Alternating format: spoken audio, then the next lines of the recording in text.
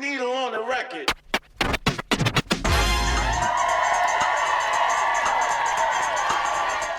Welcome to Cucking with Jmo. Hello, everyone. Welcome back to Cucking with Jmo. So we're back. Jmo is back. Andreas is back, and I'm here as well. And yeah, it's been a spicy few weeks, I guess, since you last dropped an episode, Jmo. So we've got a lot to get through. But how are you guys doing? How are you holding up? I'm doing all right. Yeah, it's been a little bit uneventful for me, but yeah, stuff's always going on in crypto, so there's always some drama, or there's always just like if people are just like online 24/7, just like chatting about stuff, doing new things, and it's hard to it's like a full-time job, just like keeping up with what's going on. It's yeah, same. It's a bit uneventful. I was mentioning this thing they say in TradFi, to sell in May and walk away, but apparently JMO is such a crypto native, has never heard of it. Never heard of that. Yeah, so it's been really quiet. I was hoping for some like Bitcoin layer 2 season, but all the projects I look into appear to just be some multisig run by some dude, as always. Yeah. And feel like I kind of missed the meme coins a bit, or like maybe I'm too old. So I've just been staring at the BTC chart, just hoping I'll get rich. Yeah, I feel like I'm not well equipped to deal with this like meme coin meta thing that's going on. I'm either like I don't know where I'm on the bell curve of this, but it's not in the correct location. That's for sure. I realized very early on that like I don't have the facilities to understand like these meme coins differentiate themselves from one another, and I don't know, like maybe I'm just too old for this shit. And you did, I mean, you and me also did quite well in the last cycle with the NFTs, because we didn't buy any significant. Fair. Because I bought if some you and look at did it now, terribly. because I mean, if you look at I don't follow this much, but my understanding is that all the NFTs and this ape and all this stuff is completely destroyed. Yeah. And we're 1 year into a bull market, or more, and the NFTs from last cycle is like the new participants, the new entrants who not care about meme coins and all this stuff. They probably don't even know what the NFTs are. So to the people I think holding I meme, think yeah. Yeah, I think that that's the issue, that like the attention of the crowd can only focus on like one sector. So there's basically no way that NFTs like have any legs when like everyone is just getting into like these new meme coins, and like you have like what's going on in Solana, like the ordinals, the runes stuff on Bitcoin. Like I feel like the space as a whole only has a certain amount of capacity of like in terms of not only attention but also like capital. Like what am I going to gamble on, what am I going to speculate on? And I don't know, like it just seems like in this cycle, like a lot of this stuff that uh so the bull case for the old NFTs, like this is stuff like CryptoPunks, like to a lesser extent, stuff like apes, is that it's like like a status symbol, like it's limited supply. If Ethereum takes off, it's going to be like a leveraged Ethereum play. But that clearly didn't play out. If you look at something like Punks versus Ethereum, it's like a leveraged short on Ethereum, almost like the Punk value compared to Ethereum is like pretty close to like a 3 or 4 year all-time low. Yeah, so yeah, I guess it's kind of unfortunate because that at the time did make a little bit of sense. Just because like if Ethereum takes off and onboards like a million more users or something, there is something to be said about like the legacy NFTs that are like fairly distributed, like limited in supply, and the value of holding them. And like, but by holding one, you're essentially saying you're like an OG like Ethereum dude. But no one seems to care about that these days. And I mean, yes, you're saying this the status symbol, because I was thinking NFTs in crypto is like art in real life, like paintings and stuff. And I wonder what the chart looks like for these very, very famous, very old paintings. I wonder what the chart looks like if you priced it in gold, right? Yeah. Because Mm. just like, I cannot believe this Monet is worth $15 million. But it's like, dude, everything is worth $15 million. Like a house in Miami. I'm sure there's a Yeah. car out there now that's $15 million. So Yeah. I so think they're if you like, watch art priced in gold, maybe that's not a very good investment. The same as you were saying, NFTs over time, over a long time, priced in Ether, might actually be not be as good as it sounds. yeah, I think there's like there's a clear difference though between just like the low value NFTs, like stuff that's, let's say like $10,000 in ETH or under, and then the stuff like the alien punks where there's only like what, like 10 of them, and they're selling for like tens of millions of dollars, and there's probably like one transaction for them every, like 6 months. Mm, Um, and like I think those are going to be two separate markets, right? That there's going to be people like new entries coming into the market buying like your floor apes, your like second or third tier NFTs, like maybe even like a 10 or 20 ETH pudgy penguin, whatever they're trading at now. But then that difference differentiates itself from like the stuff like it's very at the top. This is stuff like, like the zombie or the alien punks or stuff like ether rocks where they're selling still for I think like over 100 ETH each. And Really? I think that I think so, yeah. Uh Wow. and I think that comparison to like old fine art is more applicable just because like there's like a limited there's a limited supply, but there's also like a very limited market. Like you need to be well established to afford stuff like mm, that. So I think in the future those two markets are gonna, trade a bit differently just because they're sort of targeting like a different audience, and the demand for them is quite different. mm. What And about uh, so in terms of, so that's talking about like the ETH NFTs. Like I was just having a look earlier actually at like the Mad Lads chart, for example. The Solana NFTs Uh-huh. seem to, it's been pretty stable in Sol value over the last Yeah, year, but the price of Solana has obviously skyrocketed. So yeah. you've actually done pretty well in USD terms anyway on those. Um right, but have you, yeah. I just don't feel like you can. I don't feel like you can price NFTs on a chain in anything other uh The than the native fee token. currency of the, yeah, native token of Yeah, that yeah. Yeah. chain, because that's what It, everybody it, bought it from. yeah, And yeah. if It's you what all the didn't buy trading this, that's pairs what you are would at. have. Yeah. Yeah. It's If it's you like you value it at like what its market is, right? So like anything on Mm. Ethereum, it gets traded for like I mean, I guess you can put up offers and like say something like USDT, but like a majority of the volume is done in Ethereum. And on Solana, it's done in native Solana. So like, yeah, you sort of have to compare its value to the value of like the on-chain asset.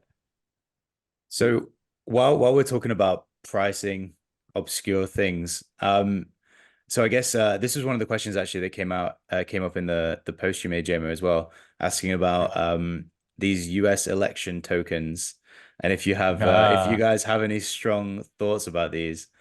Um, yeah. I actually I actually like them like way more than the other like nonsense meme coins. Maybe because Mm, I don't really understand a lot of like the nonsense meme coins. But like I think as the like the US election is coming up, and like like it's going to be in the news daily for the next like at least 6 months. Even post election there's probably going to be some drama and stuff like that. Um, and I think like the interesting thing about like these meme coins is that they might sort of trace the like the news itself. So for example, if there's like positive Trump news, the Trump coin or whatever it might pump, and the Bodin coin might dump, or Yeah. yeah, like, and those to me like make a lot more sense than a lot of the other coins that are, just like celebrities now coming on minting their own coin, like Mhm. the same like cute animal being reused as a meme, like repackaged in something else and repeated. So some of them I just like don't even understand how they gain like a following, but yeah, I guess what builds community. But like I think like um the community building factor for these political coins is going to go up as the election approaches, and I think that's in general bullish for them. And Jamo, I do have a yeah, I do have a betting coin.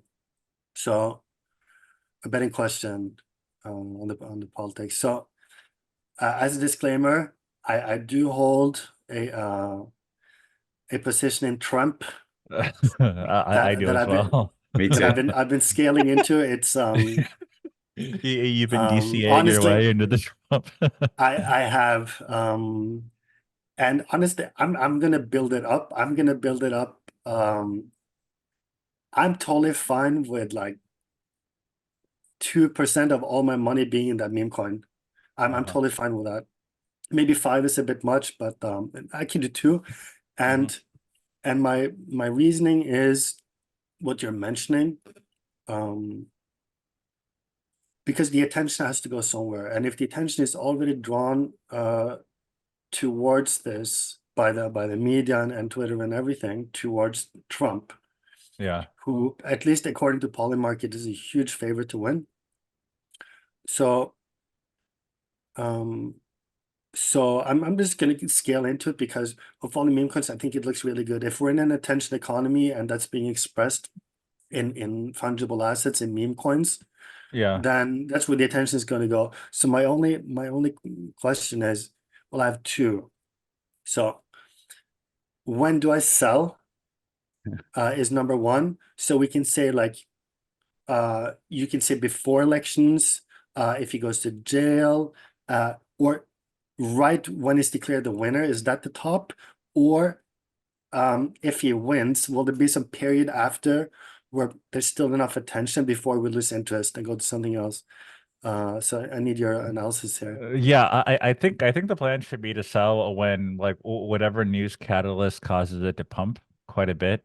So like I mean it could be if he's like sentenced to jail or something. Yeah, That I feel like if that happens, the coin's gonna go through the roof. If it yeah. does, So then the like attention it peaked. seems yeah. I mean like I feel like it's just like basically the event where like you realize your equity in it. If like I think the worst thing that can happen is if if the news cycle sort of dies and then like the Mm, case gets dragged out, like nothing interesting and nothing new comes up until the election, that there isn't like additional drama or like additional whatever headline the news, like the oh, I think like the just like the pure boredom aspect of like the attention economy where people are just hyperactive, wanting to be in the mix in some way, and if there's nothing to talk about, that there's no discourse, then I think mm, that in and of itself is sort of bearish.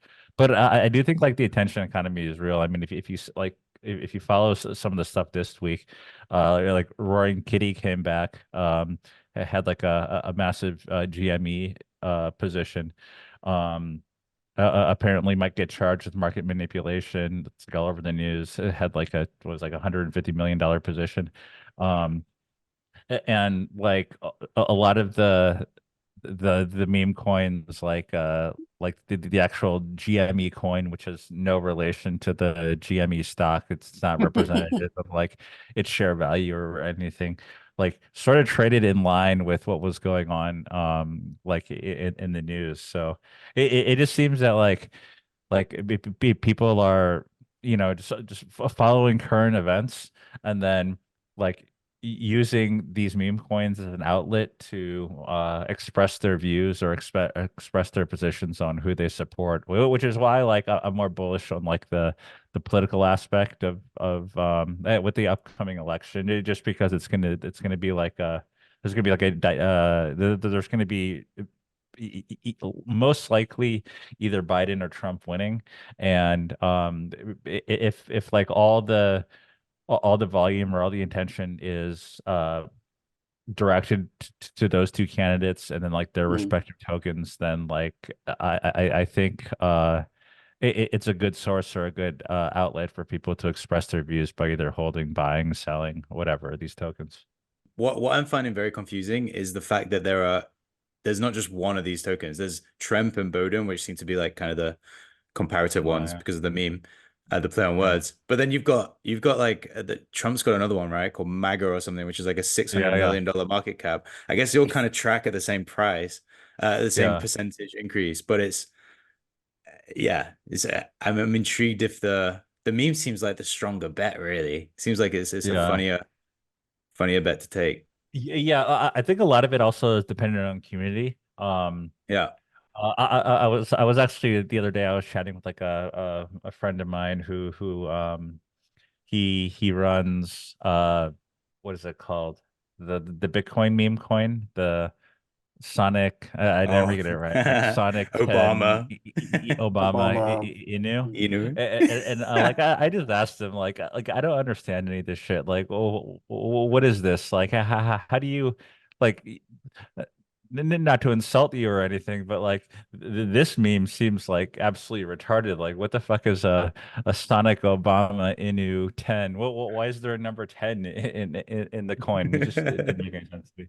And then he was saying basically like all these memes really have to do with community and like the holders. Like if you have like a good community, people that are like active on their Discord, like discussing, just participating, then like it's almost like community money, like what someone like Jordy would talk about, where like the value of the coin is like the community itself. So like even though I'm like a Trump holder, I'm not exactly involved in the community, and nor do I really Mm. want to be. I imagine it's like an absolute like shit show Cesspool. in all these places. But yeah, I think that the differences between like the Trump token and like the MAGA token and like the Bowden and whatever else, like the Nancy Pelosi whatever that one was, is just like the community surrounding it and like how active they are and like what they're doing and stuff like that. I guess at this point as well, you can basically just go to Dexscreener and look at the bar at the top, and you can pretty much find out what's going on in world affairs. Like it's very easy now. Everything's just Yeah, been being fed through meme coins. yeah. What I what spend way too much of my day on Dexscreener. Like I Same. realize Yeah. Jesus Christ, man, it's not good. It's just I'm just like I wake up in the morning, I get on my computer, and I'm like, oh, I'll spend like like 30 minutes, 45 minutes, just like looking through stuff, like tracking these coins, looking at coins that like are minted recently that have like pretty big volume or pretty big liquidity, and then like 4 hours pass, and I'm like a wormhole of like this new coin has like $1 billion in volume in the past like 48 hours. Who's holding, who's doing what with what. And I don't know, like, I don't know if it's even fun. It just seems like it doesn't seem like a very productive use of my time, but it's whatever. It is what it What is. is it? I mean, is it actionable? Like, do you take actions, or are you just sitting there like doom scrolling deck screener? Yeah, I'm like there are times where like I'm always shopping for stuff, just like window shopping.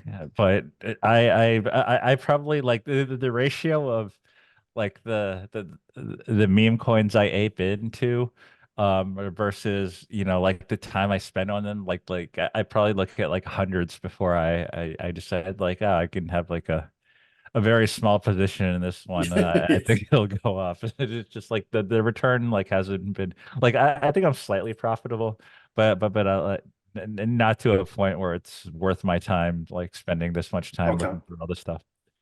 Yeah, yeah, I don't have that habit. because I get to see Blake quite often, so it's like I have a physical Dexscreener. I know everything that's going on with Iggy Azalea, and I know it's even been mentioned to me that I know she's a singer. I know she makes Yeah, $48 million on I actually didn't OnlyFans. know. I actually didn't know who Iggy Azalea was until this. I think that that's the other benefit of like all these like celebrity coins and then like all these influencers coming in is like I get to learn about them. Like I get a popular culture lesson of, you know, Mm. just like musicians and celebrities that like I would never ever encounter or hear about like anywhere else. And Have you it'll get to a weird point because if a D-list or whatever you want to call Iggy makes a meme coin, then the market cap of this meme coin, it completely eclipses the net worth of this artist. Oh, absolutely. I mean, So isn't it gets you Mother a like very over 100 million now, like or like 200 million, something like that? Blake, what is it? What is it at right now? I think it's about 109 million at the time of recording.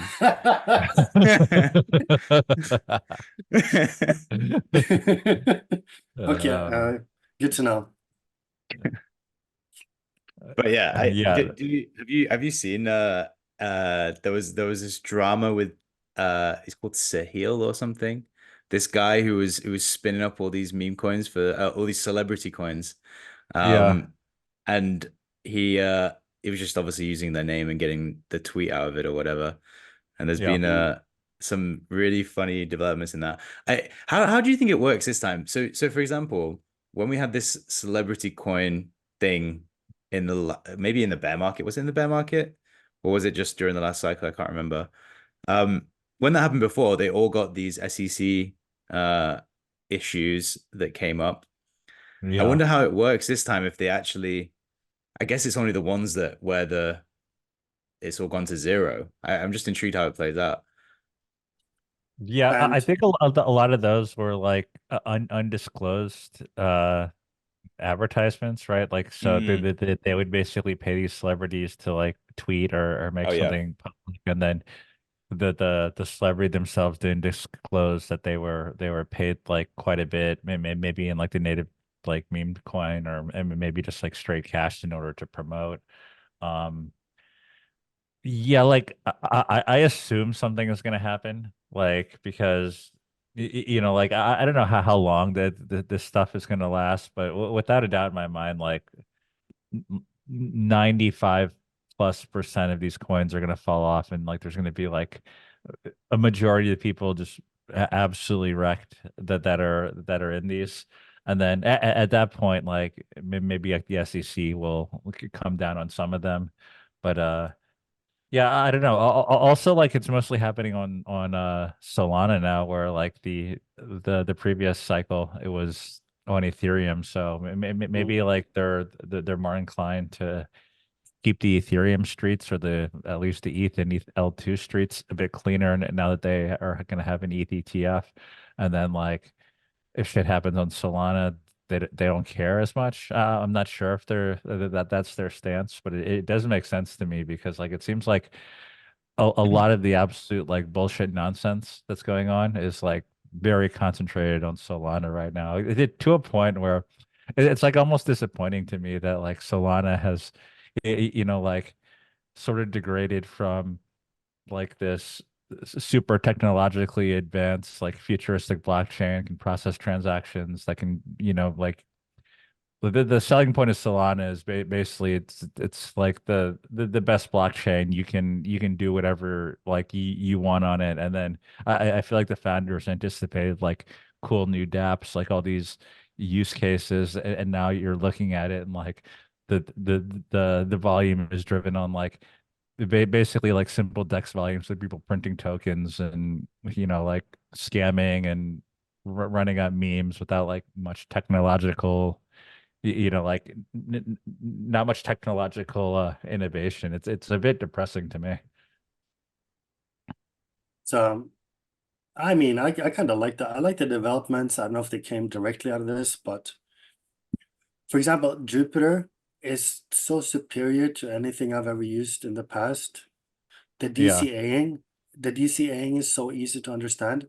And yes, I do. I mean, of course, I do understand that as soon as you put on a DCA, it's public information. Anybody can infer into the future what's going to happen. I Yeah. understand that.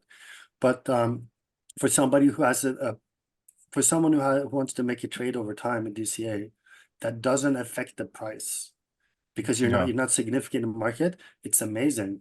Yeah. You just, it's like set it and forget it kind of thing. I don't even know Yeah. how it works. I mean, I do know how it works, but I haven't looked that much into it. And I haven't tried the limit orders. I assume they work. Do they have stops? Does that exist? I don't No? think so. No, I don't think so either.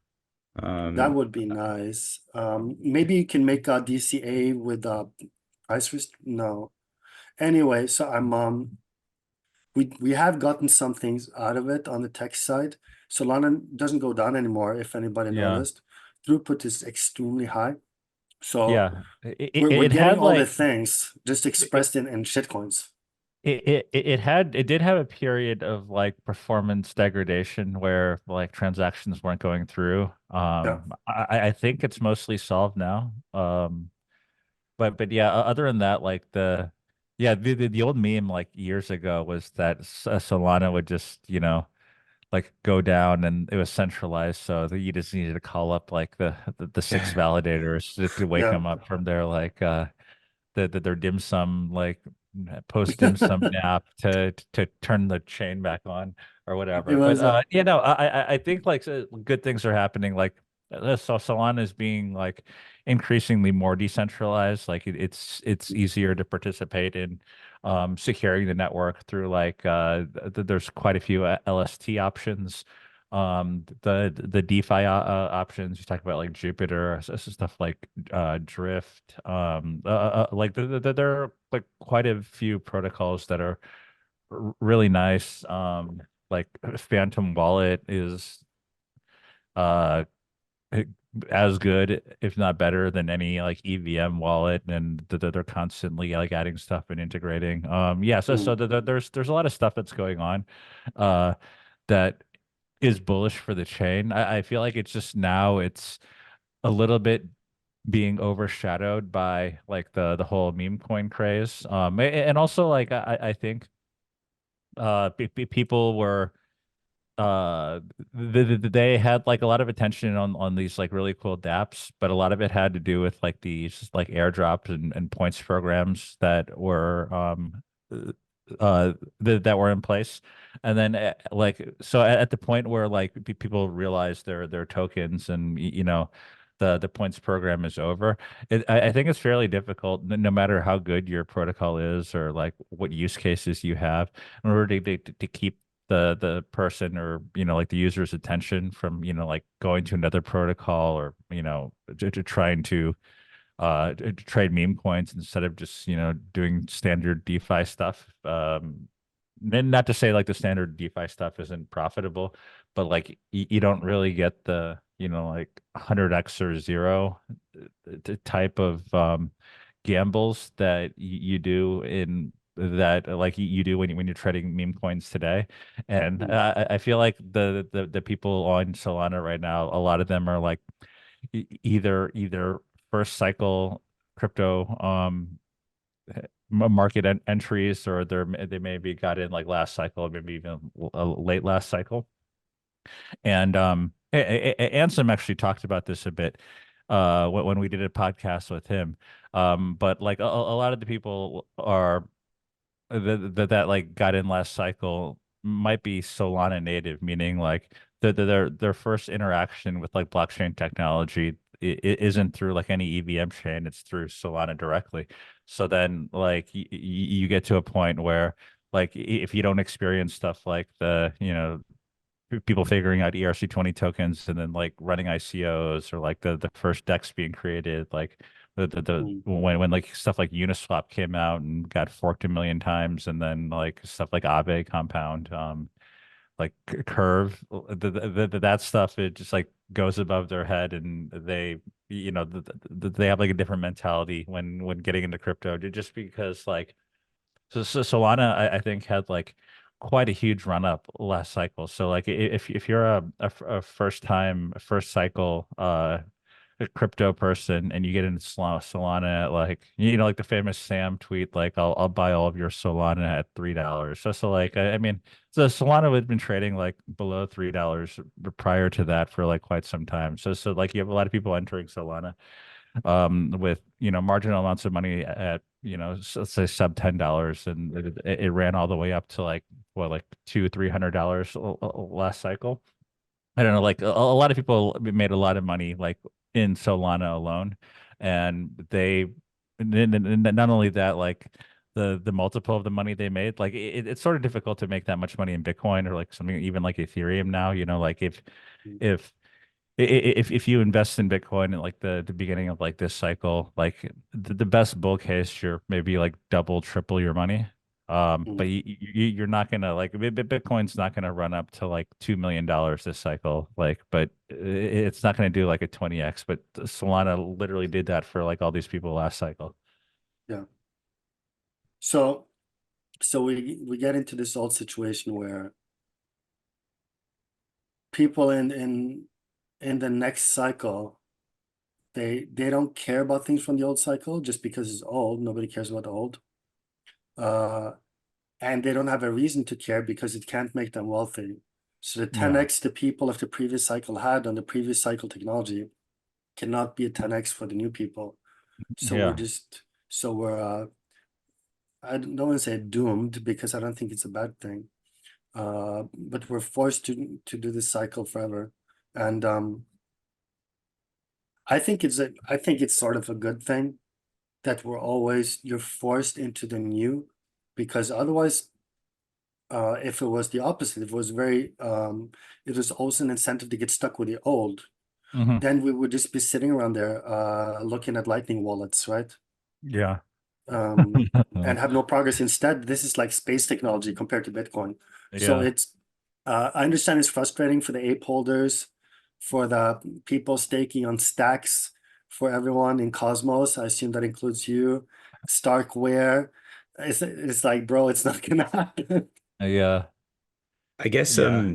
just as well, what I think is interesting is like buckets of users, right? Because I was just looking at the TVL across different chains, and still on Ethereum is 70 billion or so in TVL. Then on Solana it's only 6.5 billion, so much less because it's like a Yeah. different user, I guess. Yeah, and it Yeah. totally makes sense. It's just the barrier to entry is so low on Solana, and everyone wants to make their millions on meme Yep. coins. Yeah, I think part of it though is like the capital efficiency, and Mm, not necessarily like in this case like efficiency, but just like so like for example, if I print a meme coin and I make a DEX market for it, let's say I print a coin with like 100,000 supply. Let's call it JMO coin, and I do a DEX swap for $10 for it. That like on Dexscreener gives it like a $1 million circulating market cap, but like all those numbers are like essentially fictitious, right? So they're like I think the interesting thing is like if you compare something like the Uniswap pools to like the Dex pools on like on any of the Dexes on Solana, it's like the volumes versus the actual liquidity are much higher on Solana. Like you could see like millions and millions of dollar transactions in pools with like under $100,000 worth of yeah. liquidity at times, which is kind of crazy. But like, yeah, I made a tweet about this, and like some people chimed in, like had a good discussion. But I think now that there are a lot of people that are on paper like really wealthy, or on paper doing really well in Solana, just by like holding these positions. So like for example, in the example I made where I print a 100,000 worth of JMO tokens, and I hold like 90% of the supply, put like 10% in a DEX market. Like just because like there's a DEX swap for like $10 a token, like the Dexscreener would say my wallet would be worth like $1 million, but am I really worth $1 million from this? Like very, very, very, very unlikely, right? So like I feel like that this is pretty much true for all these coins. Like you look at the market cap, and the way they determine market cap is by last traded price times, like the circulating supply. And then if you figure out individual balances, it's the same thing. It's like your balance multiplied by the last traded supply. But then like a lot of the whale wallets, if they even made like a moderate sell into like these basically illiquid coins, it would tank the market to a point where like the value of their assets would go down like 80-90% on like a single, like if they sell like 5% of their bag or something. And like if you just look coin by coin, like especially like the newer, like lower market cap ones that have high volatility that ran up, it's essentially the same thing. You have like it's a certain number of like, I won't say insiders or people that get in early that have a big position, but like it's almost impossible to like unwind these positions without just like cratering the market. um so then you like the if we're talking about like attention economy, and like the thing that gets people going on Twitter is like look at me, I invested in this coin at this price, and now it's traded at this price, and I did this volume, so that means I made this amount of money. But like I think like a majority of that money is just just paper money, unrealized gains, where they'll never realize it long term. um yeah, and then like so if you see that, like if you see some trader that like invested like $10,000 and now has like a few $1 million, you think like, wow, this is amazing. I'll hop on Solana and try to run it up the same as him. And when in reality, like his position is not worth millions of dollars. It's just worth millions of dollars on paper. And it's like it's something that's like easy to promote and publicize and draw attention to. So I guess the summary of that is we need to launch JMO coin, I guess, and that needs Yeah, to I was gonna ask. Yeah, I was gonna ask what's the CA as we say these days. We'll go. I We'll don't get. want I don't want any problems with the SEC. SEC, if you're watching this, I am not launching any coins. Do not Yeah, buy it's any like coins. We'll do it on I Pump.fun, So we'll go full yeah, degenerate and Yeah. JMO. Yeah, it's good. I think Pump.fun, like if I like the I don't know, I'm a bit torn with Pump.fun because like for how much like volume they do and how much money they're making, like everything about the site is garbage. But yeah. like it might be like a feature and not a bug, it might be like just the whole experience. Like you don't, if you go somewhere like Pump.fun, you don't expect like the super cool, sleek, like technologically advanced UI. You just accept that it's just like garbage, right? Like you're on a garbage site, garbage UI, and you're just like trading garbage. Everything is garbage about it. But, that's part of that's part of the fun, and maybe part of the pump as well. Yeah. Yeah. Have you? Yeah. When you visit that website, if you don't turn the animations off, like if you had epilepsy, you are Oh yeah, screwed. you It's you, so you have an screwed. instant seizure. Like Yeah. I could just imagine like the like 17-year-old kids in like their parents' basement, like at 3 Yeah. a.m. with like the lights off, just like one screen, just like the Yeah. bright lights pumping. Since we it's been a while since we recorded, so if if there was a progress bar indicating where we are in this bull market, I mean, first we'd have to agree when it started. Should we say a little over a year ago, Yeah, perhaps? I'd say so. Yeah.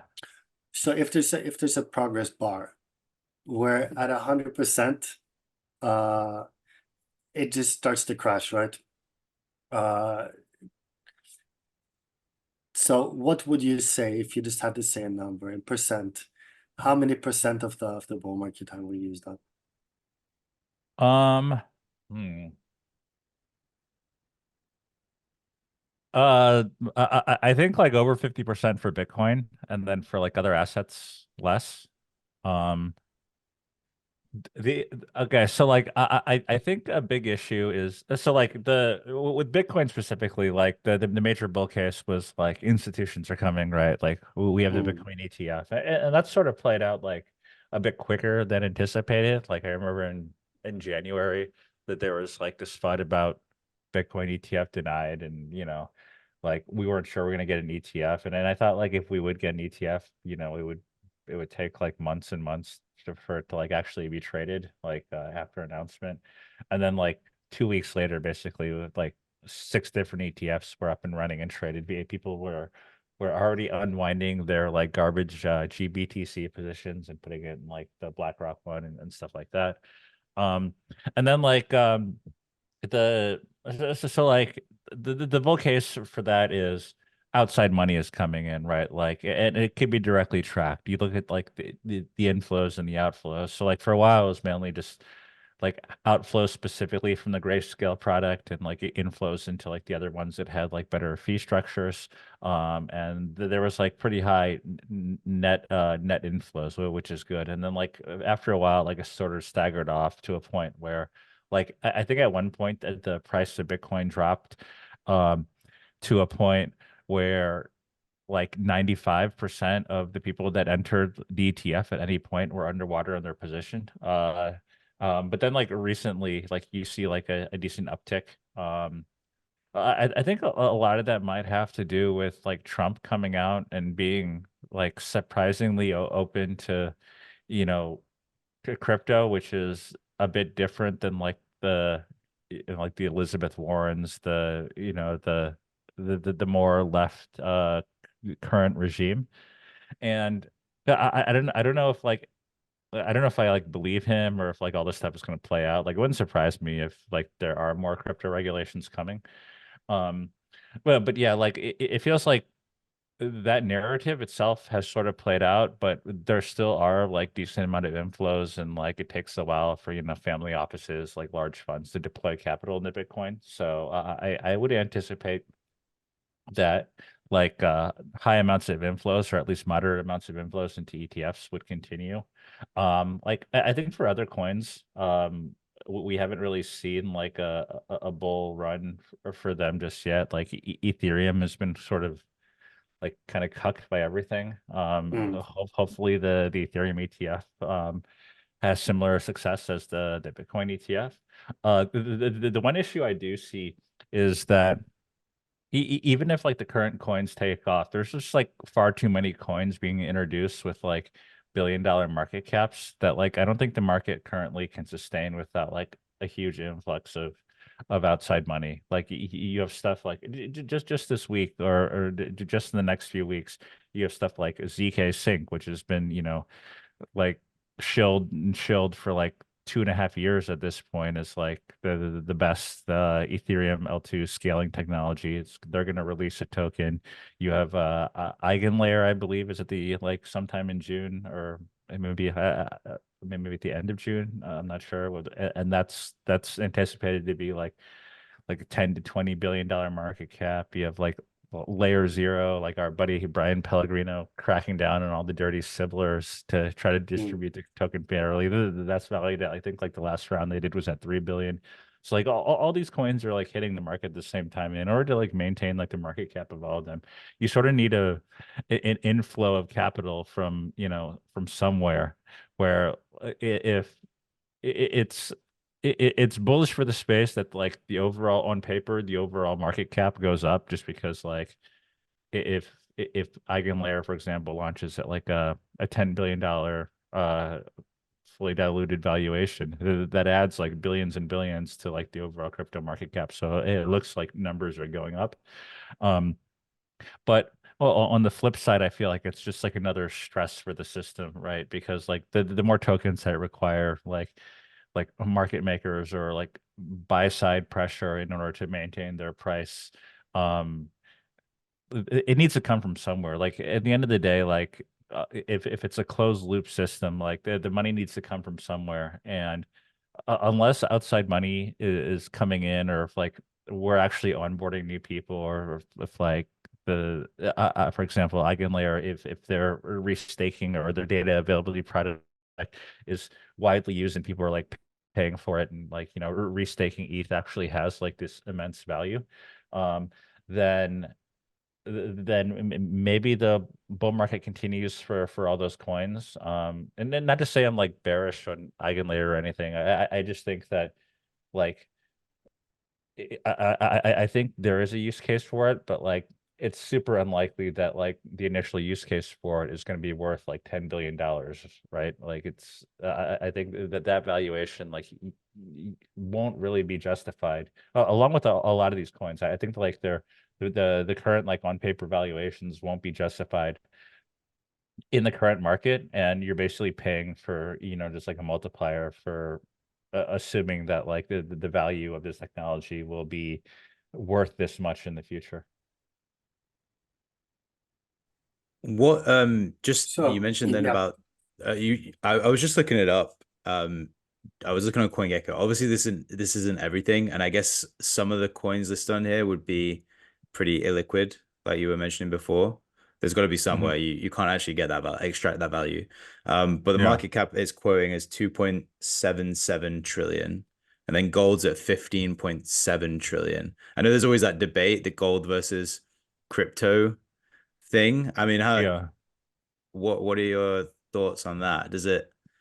Yeah, I Yeah, actually think that the crypto market cap is a lot less, just because like yeah, gold is a very liquid asset, right? It's a single asset. Like you can sell like billions of dollars of gold with like no slippage, basically. yeah, Um, there are very, very few assets in crypto where you can sell like with any size without like a massive amount of slippage. And like in fact, like yeah, again, like the way CoinGecko or like CoinMarketCap calculate the total market cap of crypto is they basically aggregate the last traded price among like all the exchanges and then multiply that by the circulating supply of the coin, and then they get a market cap. But that market cap number is going to be that's going to overvalue crypto by a bit. Like it yeah, might not overvalue stuff like Bitcoin or Ethereum, just because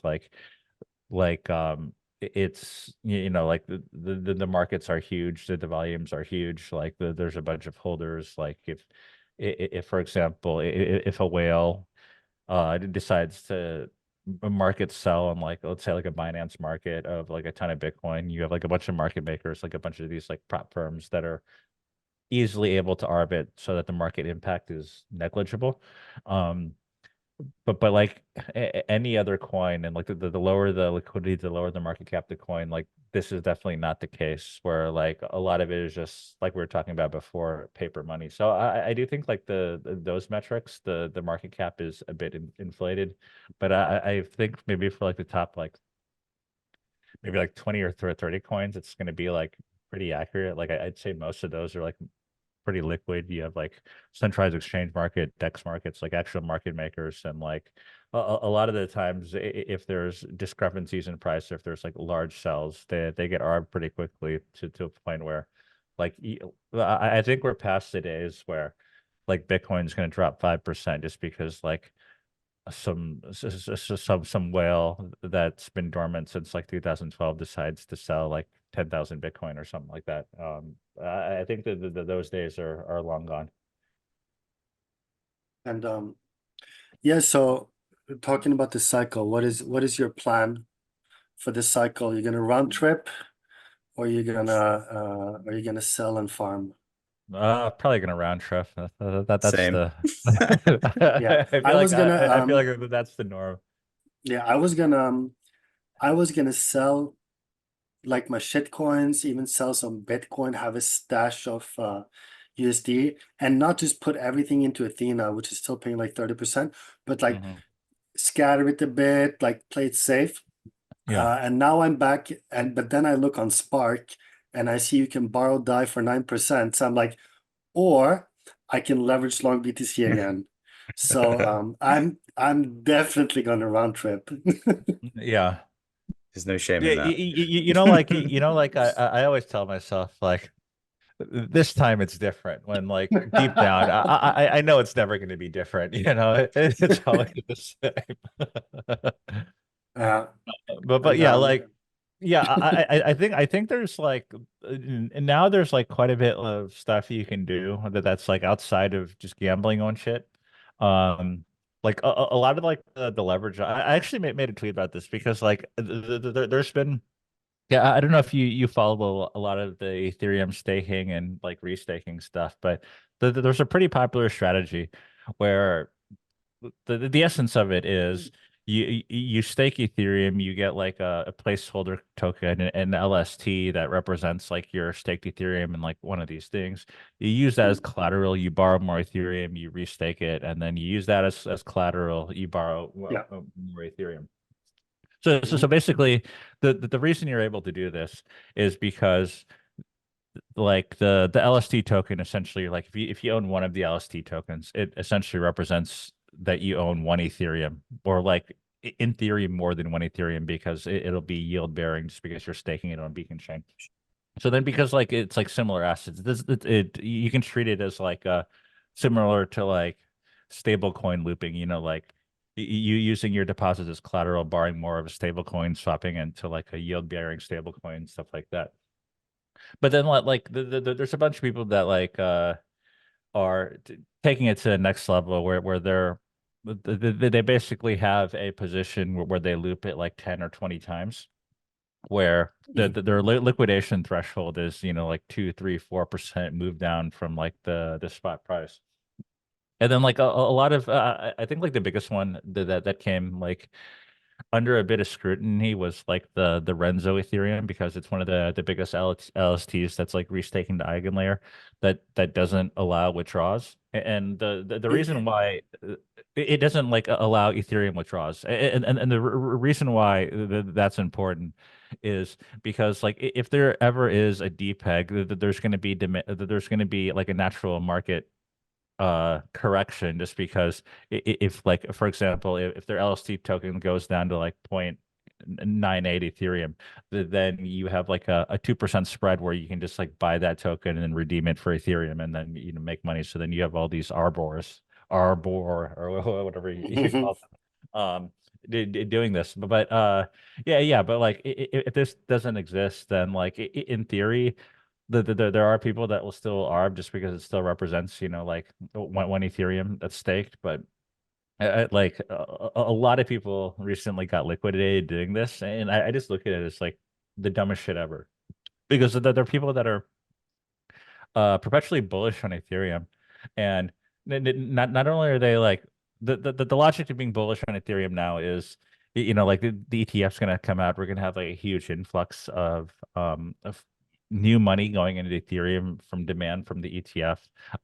It also appears that the ETF is going to be non-staked, like they're not going to offer staking. So like even if you do something like super simple, like run your own like staking validator, or you like deposit into Lido, you don't even fuck with any of the, like the restaking stuff, you're still at a huge competitive advantage to like all the boomers investing in Ethereum that are just like holding in an ETF, and the ETH is just like sitting there, right? And then like if you get into like the like eigen restaking stuff, or whatever, like even at like 1x or no leverage, you're still at like a pretty big competitive advantage to people just like staking on Beacon Chain through like an LST, or their own validator. But then like for some reason, like these people get just like super greedy, and then that not only being like at a competitive advantage to like a majority of ETH holders is enough. They got to like leverage that and basically risk like their entire ETH bag in order to like do like a 20x loop on this to get as much like rewards and eigen points as possible. And I just think it's pretty ridiculous that people are doing. And like the people that like it's funny though, because like when like the Renzo token depegged, like you go to their Discord, and then like these people are like, can the mods tell me when the refund is coming? Like, where's the compensation plan? I'm like thinking like, dude, there is no compensation plan. You're the idiot who like put this like on 20x leverage with basically no leeway in order to get liquidated in like a 3% market move down, and you want the team to compensate for you. Like, I don't know. Like, I think the whole situation is pretty stupid. So, so you mentioned LSTs. The part I don't totally get is how much are these people paying to borrow? Yeah, it depends on the market. It's been pretty high for like quite some time. Like I haven't checked recently, but I remember seeing like Just like I think they use like wrapped Ethereum in like a lot of these markets, and borrowing that is somewhere between like 8 and like 20%. And how are they gonna? How does that make sense? Are they valuing these eigen points and so on extremely high then? Yeah, yeah. Um, The okay. people were doing the same. I mean, like, this isn't new. Like, people were doing the same thing with the initial Athena Shards campaign, where I they did were, that. yeah, and then like That worked out amazing. yeah, exactly. It's just like at the point where at the point where like people have done it in the past, and they're like, wow, like I made a shit ton of money doing this. So Oh yeah, I might as well like rerun the playbook on this. And like Athena was like valued at like, like $1 or $2 billion market cap, I yeah. forget. But then, like, if you're farming Eigen, and that's projected at like over $10 billion market cap, then maybe like maybe I'm getting like 70, 80, 100% APY on my like restaking if I can 20x that and pay like 20% to borrow Ethereum. Like, my net return will be huge. I mean, I guess that's the logic. But for all these things, it's difficult to anticipate. Like, obviously, in retrospect, it's easy. Like you obviously did really well on Athena, but if like Well, the Athena, because you told me to do it. yeah, okay, but no, I mean, even for me, like, it's difficult to it's difficult to gauge these things, right? You can't really anticipate like in a points program, what is the APY you're getting on your position, and then combine that with the fact with like your borrow fees probably go up during this time, because it's like generally a lot of the times when like spots come up like this, the borrow fees go up quite a bit, because there's less like borrow capacity because people want to deploy their assets elsewhere, and then like there's more borrow demand. So then like it just becomes like a simple math question of like how much you're paying on the borrows versus like what your upside is. And it's very difficult to determine upside on like points or speculating on coins, or like the valuation of coins. Like the other thing is like a lot of these projects don't even release like how they're going to distribute the tokens or what percent of the supply. Like, people have been farming like billions, and like I think like $20 billion worth of like Ethereum was restaked to Eigenlayer before they even like said anything about the token or like how the token would be distributed. So like it's very difficult to anticipate like what your return is on these positions to a point where you're comfortable, leveraging your position to farm these positions. I do love the CT math threads on these. They're so funny. They're amazing. But people are literally like this is just napkin math, guys. But I think this is, if you put in X, and they got like all these spreadsheets and everything. It's amazing. Yeah. I like the ones that are like, like conservative case, like medium case, and then like super bull case. Yeah. If you look Yeah. at them, they're all like very bullish cases. They're Yeah, it's like as soon as you see those, literally divide it by 10, and you're probably getting closer to what you're yeah. realistically going to get, unless you have an outlier. Like Outlier. in the bear case, we only make 100%. It's Yes. very, very, very bearish. It's a new It's paradigm, JMO. yeah. Is there I guess we're gonna run this off soon, but how? I mean, Jmo, you do a lot of farming. You live on Dexscreener and all the other ones. Uh-huh. So we mentioned Athena, which is still over 30%. That's absolutely amazing. Yeah. It's still doing that. And you mentioned LSTs, where you can loop, but maybe you should be mindful of the borrow rate, and Yeah, for sure. and you should be able to handle like a 5-10% depeg depending on the withdrawals of the Yeah. coin. What else can people make money from these days? Yeah, This summer.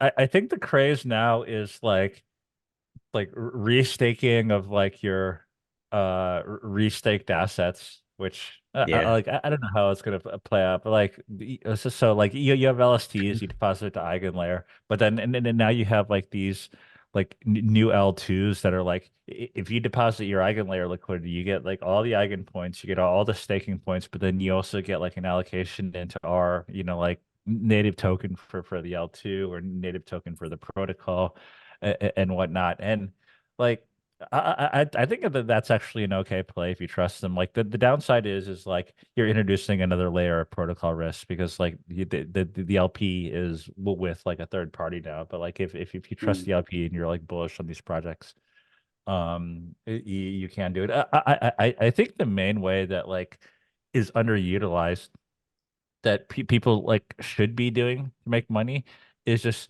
being on the other side of the trade of like all the degenerates. So like if there's like high borrow demand for like Ethereum in order to like stake or loop or do whatever, instead of like even staking your Ethereum into an LST or a beacon chain, just like provide it as Short it. liquidity in like one of these protocols, and like if you're getting paid like 15% on your Ethereum, and like you can get a hold spot Ethereum, and like the thing the thing you need to do though is like if you're gonna do that, you need to make sure that like you don't get fucked by bad debt. Like you need to look at the collateral that people are using in order to borrow your Ethereum, and make sure that like the the collateral is able to be liquidated and the liquidation thresholds or the risk controls of whatever protocol you're using are high.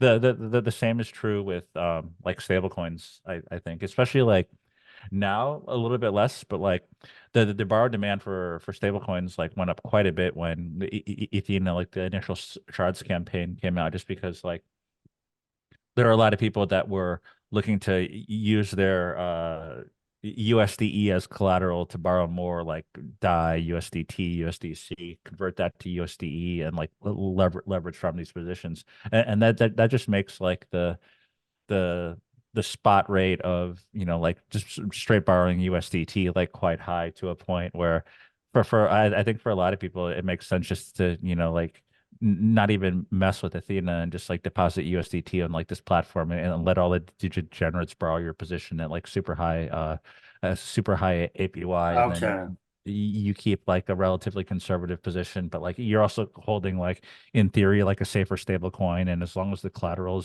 is like safe and the liquidation thresholds are high enough, like it's like very unlikely for you to lose any money, and you don't have to do like the napkin math where you're figuring out like how much you're actually making. You just like look at a number on a screen and it fluctuates, but like well, it fluctuates in real time, and then you know exactly what you're making on your position.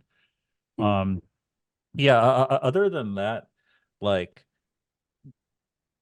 I think like just like scoping out like protocols that you're like especially bullish on, and seeing if they have like if, for example, if you're a trader and you're doing like basis trading or like volumes and stuff like that, a lot of there's like this isn't like 2016 2017 or whenever like Uniswap came out. You have like a million options now with like pretty good liquidity on chain as to like where to trade, if you want to trade perps, if you want to trade spot, and stuff like that, like wherever you want to do your volume. So then like I think it's important just like shop around, figure out like where where like the high value like perp markets or dexes are in terms of the ones that potentially don't have native token but will reward like early users or like people that are doing big volume in order to at the point where they do release a token, because like historically speaking, like all these protocols are going to release a token. Like I can't think of a single protocol that hasn't released a token that's been around for a while.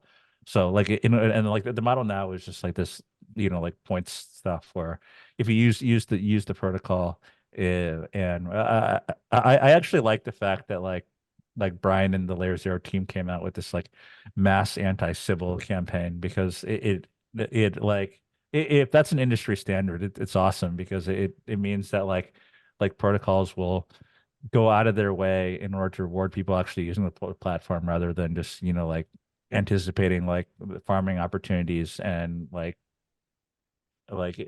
doing erroneous volume in order to capture that value. Yeah, so like yeah, if you trade it all, or if you just like do any form of like exchanging or any form of like decentralized finance, I think it's important to shop around and figure out like where is the optimal place to to do volume. Nice. That seems like a good way to end it, I guess. Oh, I Or is there anything actually, else? yeah, I think you brought this up at the end of the list that you sent me. What was it? What are the main characters for this Oh yeah, for this true. channel? This is a good Yes. one to end on. Yeah. I think that's an interesting one. Like I have my take, but what do you guys think? Um, I mean, it's a bit scary to state this because you know the meme where the Grim Yeah. Reaper is stopping door by door. Yeah, That's the story of the main characters, right? yeah, I mean, the percentage of the main characters who have who are in prison or jail or will be is extremely high. yeah, It's way over 50% of the main characters. yeah. I think Heavy is the head that wears the crown. right. So obviously right now Ansem is a bit of a main character. Hmm. Uh, I I'm not saying he's gonna go to jail. I hope not. Yeah, It seems like he's just what they call a content creator these days. yeah, Um, and then CZ is out. I really like the Athena CEO. He's really funny. The guy who's like looks very Chad-like, but he's a milady autist. I yeah, like him. So yeah, maybe he'll start to shine when Ethereum shines, which will be the ETF. yeah, And I mean, Oud is still doing a good job, but I think only people in Bitcoin understand what this is. yeah, It's so obscure. I don't think the I don't think even the last I don't think even the last three cycle participants know what these people are talking about. yeah, It's so weird.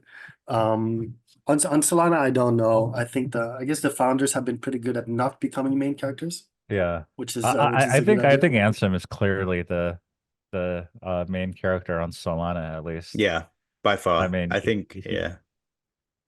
I thought we and- were gonna do picks, so I said mine. oh, okay, okay. I would You want to go, Black? yeah, yeah, I agree on Ansem. I think he's dominating the Solana narrative. I would say weirdly, I think Vitalik could make a comeback this cycle because there seems to be some spicy stuff that keeps coming up. But here's a slightly left field one, and it's based on something that you mentioned earlier as well, JMO. So I think if Eigenlayer does like an insane valuation, then is it Sriram, the Yeah, founder? sure. I think Yeah. he could easily be a main character from like a tech Uh-huh. perspective. Um, and then you've always got Justin Sun, who just never seems to go away. So I think Uh-huh. Yes. Oh, I Justin love will always Justin. Thanks, remain a Justin. main character.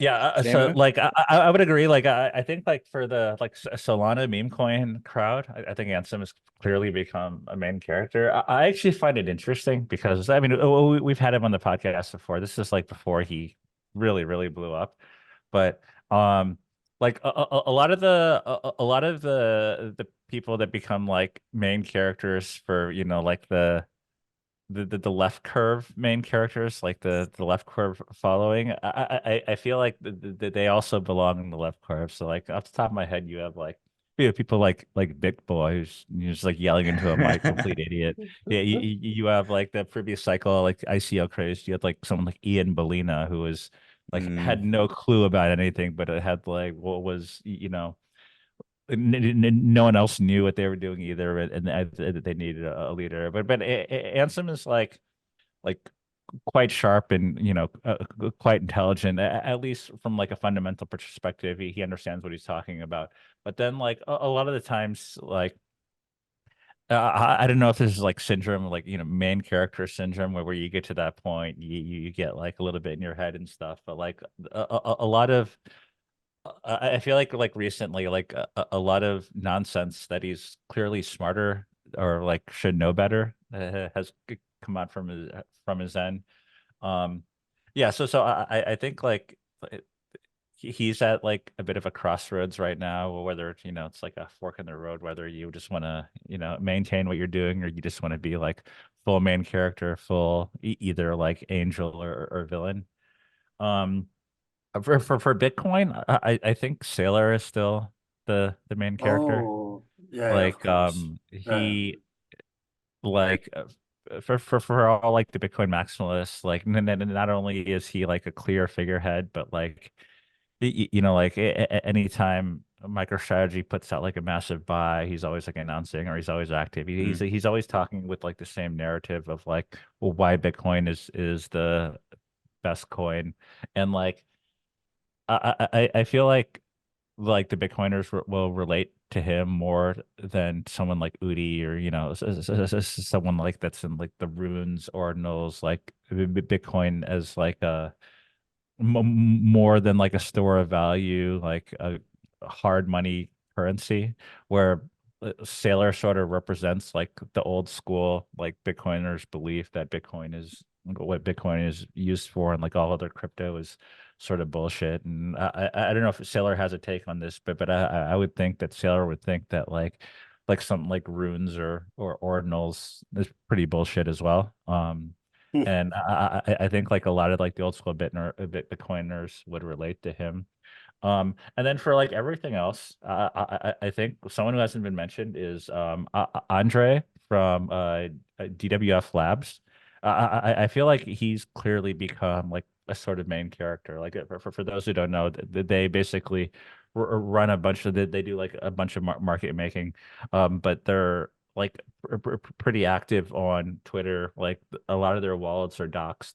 Um, that they're investing in like meme projects, that they're market making. They sort of have like a notorious reputation. I don't know if this is true, but like a lot of the times, like they get these market making deals with lower cap coins, and they pump them, and then they take profit, or they do whatever.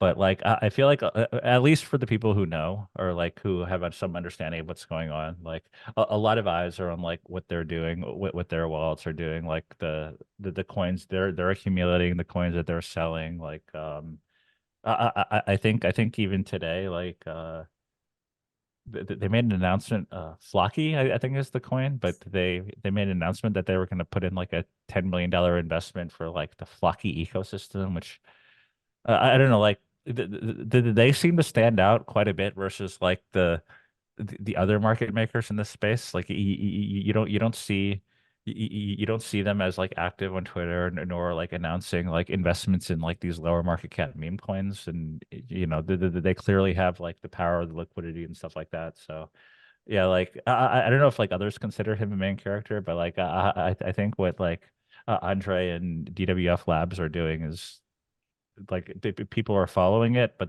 then also like the people that know, or the people that are like are doing like huge volumes, they consider like them at the top of the space right now for all this stuff. So, so DWF is doing what we thought Alameda was doing, but they were not. They were just losing money left and right. Yeah, yeah, I guess so. But then Yeah, memeier. I mean like, but I think Almeida was more advertised as they weren't really like. I think like at least like I've looked at the Almeida decks and stuff like that, and you don't have like mentions of like, yeah, well, we have like $100 million allocated to like a meme coin fund. A lot of it is like, I don't know if it's like how true it is or not. Clearly, like a lot of it was false, but like a lot of it was like we take like a conservative market neutral approach. We like we have tight spreads everywhere. You know, we're basically like scalping the market, and we're the best at it. So we're making all these returns. So they're not like at the time at least said they weren't making like leverage bets on like this sort of kind of, you know, new coins and kind of garbage coins, and sort of dictating like the narrative around them. I think that's a pretty comprehensive list. It seems like a good list, good mix of Yeah. I will throw another one into the mix. Iggy Azalea will become a bridge for the celeb Oh coins. God. Pump my bags. Anyway, Oh my God. Let's hope not. Let's hope that I might no, have I'm to joking. retire to go into if Iggy Azalea is main character status. I might Well, have that Yeah. to that's go for that's good. perfect because if she does, Blake will also retire. Yeah, if that happens, I'll just be working for Blake. Yes, me too. I think we all will. All right. All right, cool. I think Then that's it. that's it. Yeah. Cool. Well, thanks, That's guys. it. Appreciate Okay. it. Thank It's nice you. seeing you guys. Indeed.